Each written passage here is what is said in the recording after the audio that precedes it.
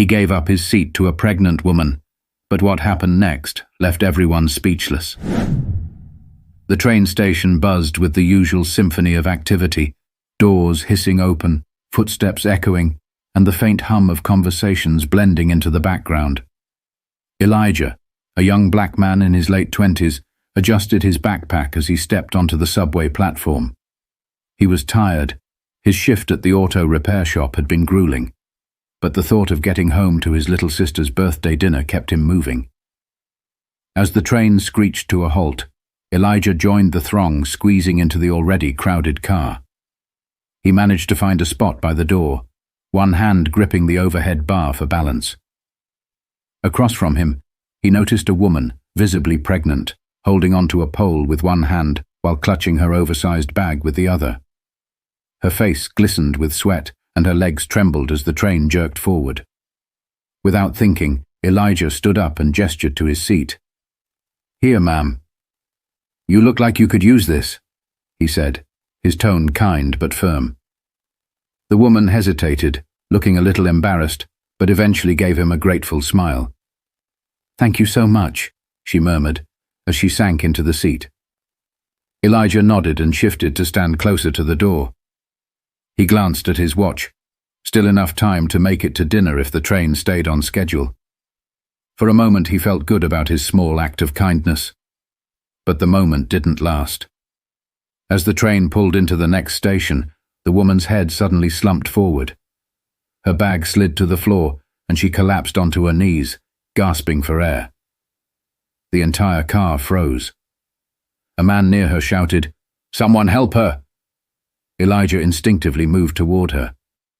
"Ma'am, are you okay?" he asked, crouching down. Another passenger yelled for someone to pull the emergency brake, while others scrambled to call 911. The air was thick with panic, voices overlapping in confusion. Elijah stayed by the woman's side, unsure of what else to do. Then, as she was helped into a sitting position by another passenger, she pointed directly at Elijah. Her voice was weak but sharp enough to cut through the chaos. "It was him," she gasped. He did something to me." The murmurs started, low but insidious. People around Elijah began to exchange wary glances, and the air seemed to shift. But this was only the beginning. For a moment Elijah thought he misheard her. His mind raced, trying to make sense of her words. "What do you mean?" he asked, his voice steady but edged with disbelief. The woman repeated, louder this time, "He did something to me." She clutched her stomach, wincing, and the passengers around her shifted uneasily. "Whoa, hold on," Elijah said, raising his hands defensively. "I didn't do anything. I just gave her my seat." The murmurs grew louder now, a wave of suspicion rippling through the car. A man in a grey suit near the woman spoke up, his brow furrowed. "I saw him standing close to her. What were you doing near her bag?" Elijah turned toward the man, incredulous. "I wasn't near her bag. I was standing by the door the whole time." But it didn't seem to matter. People were already piecing together their own version of events, their assumptions filling in the gaps. A woman with a stroller muttered something under her breath, casting a wary glance at Elijah. Another passenger, an older man with glasses, stepped between Elijah and the pregnant woman, as if to shield her. "Someone call the police," a voice shouted from the back. Elijah's stomach sank. "Why would you call the cops? I didn't do anything." His voice cracked slightly, not from fear but from frustration. The train screeched to a stop at the next station, and moments later, 2 transit officers boarded the car. Their presence seemed to intensify the tension in the air. "What's going on here?" one of them asked, surveying the scene.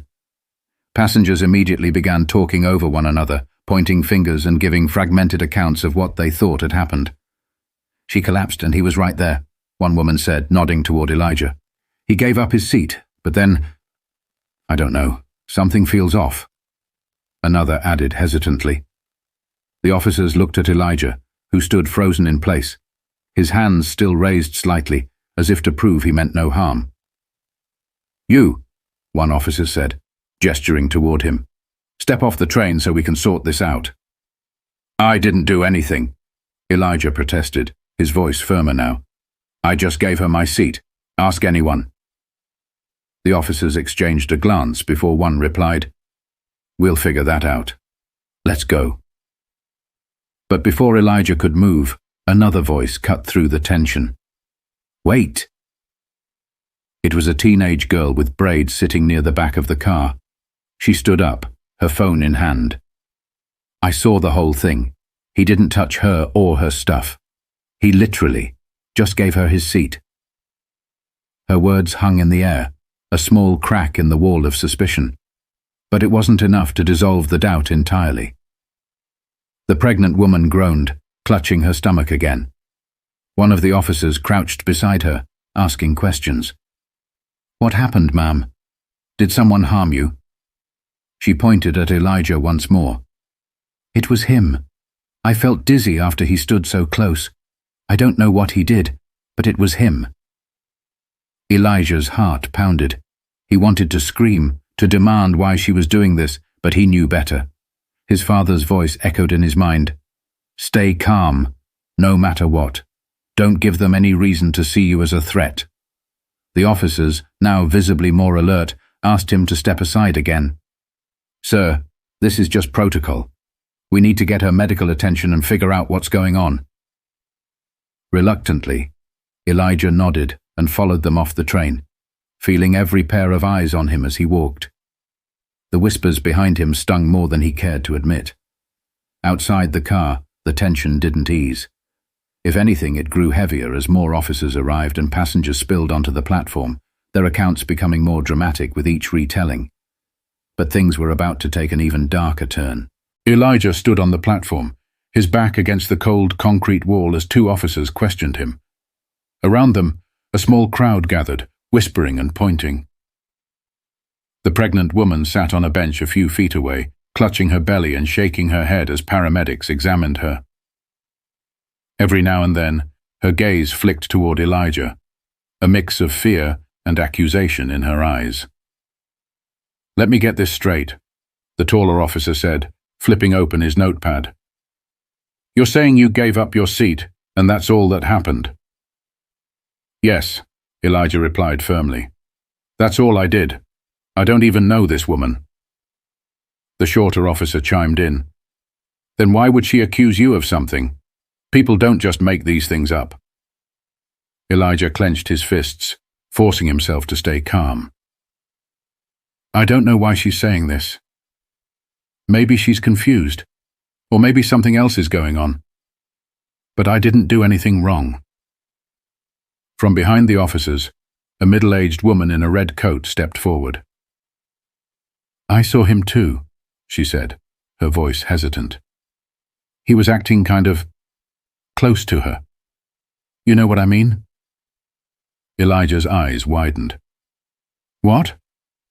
"I wasn't anywhere near her except to offer my seat." The taller officer nodded toward the woman.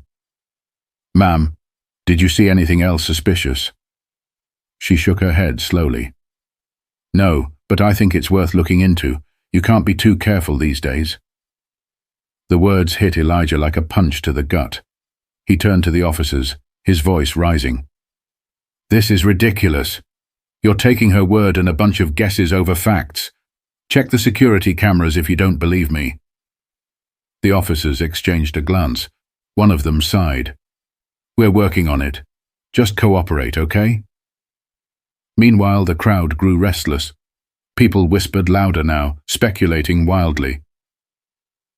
"He probably slipped something into her drink," a man muttered. "Or tried to take her bag," someone else suggested. "Look at him. He's so defensive." "That's a red flag," a woman added. Elijah heard every word, and his blood boiled. But before he could say anything, the teenage girl who had spoken up earlier stepped forward again, holding her phone. "Excuse me," she said loudly, her voice cutting through the chatter. "I have a video. I was recording a TikTok when this all happened. He didn't do anything. Look."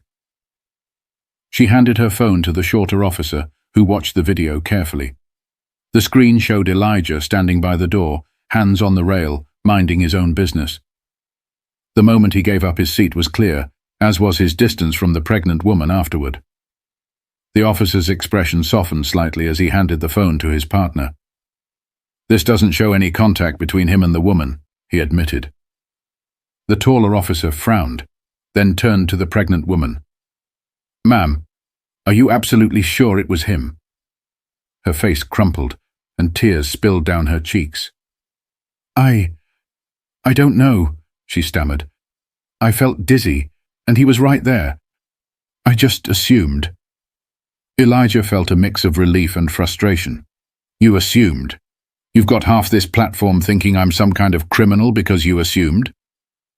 The crowd's whispers shifted now, uncertainty rippling through them. Some people looked embarrassed. Others doubled down on their suspicions. But just as things seemed to calm, one of the paramedics spoke up. "Her blood pressure's dangerously low. This could explain the dizziness and confusion, but we need to get her to the hospital to run some tests." The officers nodded, then turned back to Elijah. "We're not detaining you," the taller one said, though his tone was far from apologetic. "But we'll need to file a report. Stay nearby in case we need more information." Elijah's jaw tightened. "Fine. Do what you have to do." As the paramedics wheeled the woman away and the crowd slowly dispersed, Elijah remained on the platform, shaken but not broken. However, the damage had already been done, and the fight for his dignity wasn't over yet. Elijah stayed on the platform, leaning against a steel pillar as the crowd thinned out. A few stragglers lingered, still casting furtive glances his way, but most people seemed eager to leave the uncomfortable scene behind. His mind raced. Every fiber of his being screamed at the injustice, how quickly assumptions had painted him as the villain. He noticed the teenage girl who had defended him earlier standing nearby, scrolling through her phone. She looked up and caught his eye, offering a small, apologetic smile. "Thanks for speaking up," Elijah said, his voice strained but sincere. She shrugged. "It's just messed up how everyone jumped on you like that. People always assume the worst for no reason." Her words lingered in the air. No reason. Elijah knew better. He'd seen it before, felt it before. It wasn't no reason. As he stood there, one of the officers approached him again. "Listen," the taller one began, his tone more measured now. "We reviewed the security footage from the train. It backs up what you said. You didn't do anything wrong. You're free to go." Elijah let out a sharp exhale, relief flooding through him. "I told you that from the start," he said, unable to keep the edge out of his voice. The officer shifted uncomfortably. "Yeah, well, we had to be thorough. You know how it is." Elijah stared at him, the words catching in his throat. Did he really know how it was? Or was the officer just excusing the implicit bias that had colored the entire situation? Before he could respond, the paramedics returned from the ambulance parked outside. One of them walked over to Elijah and the officer. "She's stabilized now," the paramedic said. "Turns out her dizziness was caused by a severe drop in blood pressure. Nothing to do with anyone on the train. It could have happened anywhere." The officer nodded, as if that settled the matter. "All right, thanks for the update." He turned back to Elijah. "Looks like this was all a big misunderstanding." Elijah felt his jaw clench again. Misunderstanding. The word felt too light, too casual, for the weight of what had just happened. "Misunderstanding," he repeated, his tone icy. "Do you have any idea what it's like to have a whole train of people look at you like you're a criminal? To hear them whisper, point, assume?" The officer looked down, awkwardly scratching the back of his neck. "Look, I get it, okay? But it's over now. You can go." Elijah laughed bitterly. "It's over for you. For me? This'll stick in my mind every time I get on a train, every time someone looks at me sideways. You don't get to tell me it's over." The officer didn't respond, and after a moment he walked away.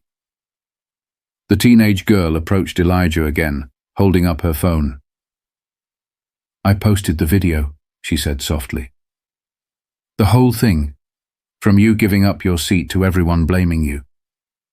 People need to see what really happened. Elijah blinked, taken aback. You didn't have to do that, he said. I wanted to, she replied. People need to stop jumping to conclusions. Maybe this'll make someone think twice next time. Elijah nodded, appreciating her gesture, even if he wasn't sure it would change anything. As he finally made his way out of the station, his phone buzzed. It was his sister, asking if he was still coming to her birthday dinner. Elijah hesitated before responding. The weight of the evening pressed on him, but he knew he couldn't let it ruin the one bright spot in his day. I'm on my way, he texted back. But as he walked through the city streets, Elijah couldn't shake the nagging thought. How many others had faced the same rush to judgment without someone like that teenager to stand up for them? And how often did those stories end differently? Later that evening, Elijah sat at his sister's dining table, the sound of laughter and clinking glasses filling the room. He smiled faintly as his little sister blew out her candles, the warmth of family easing some of the tension still knotted in his chest. But even as he celebrated, his mind kept circling back to the events of the day. The way assumptions could snowball, how quickly kindness could be twisted into suspicion, and the fragility of trust among strangers. After the cake was cut and the dishes cleared, Elijah stepped out onto the small balcony for a moment of quiet. His sister joined him, handing him a cup of coffee. You okay? She asked, sensing something was off. Elijah hesitated before nodding. Yeah, just had a rough ride home. She didn't press, but he could tell she wanted to. Finally he sighed and told her the story. Every detail, from the act of giving up his seat to the accusations and the girl who came to his defense. When he finished, she shook her head, her expression a mix of sadness and anger. It's not fair, she said softly. You did the right thing, and somehow you still ended up being the bad guy. Elijah nodded, staring out at the city lights. It's not just me, though. This happens to people all the time. I was lucky that girl had my back. Not everyone gets that. His sister rested a hand on his shoulder. You can't control what people assume, Eli, but you can control how you handle it. You stayed calm, and you stood your ground. That says a lot about who you are. Elijah thought about her words. He hadn't felt calm in the moment, but looking back, he realized she was right. He could have lashed out, shouted, or stormed off, but he hadn't. And maybe that had made all the difference. As he stood there, a thought struck him. Kindness wasn't always easy, and it didn't always pay off the way you expected. But it mattered, because the world was too quick to judge, too quick to assume, and someone had to break that cycle. He took a deep breath and turned back to his sister. You know what? I'd do it again, he said quietly, even knowing how it turned out. She smiled. That's why I'm proud of you. Stories like Elijah's remind us to pause, reflect, and challenge our own assumptions. Acts of kindness can ripple out in ways we don't always see, even when they're met with resistance. So the next time you find yourself in a moment of judgment, stop and ask, what's the full story? And if this story resonated with you, don't forget to subscribe for more content that challenges perspectives and inspires change.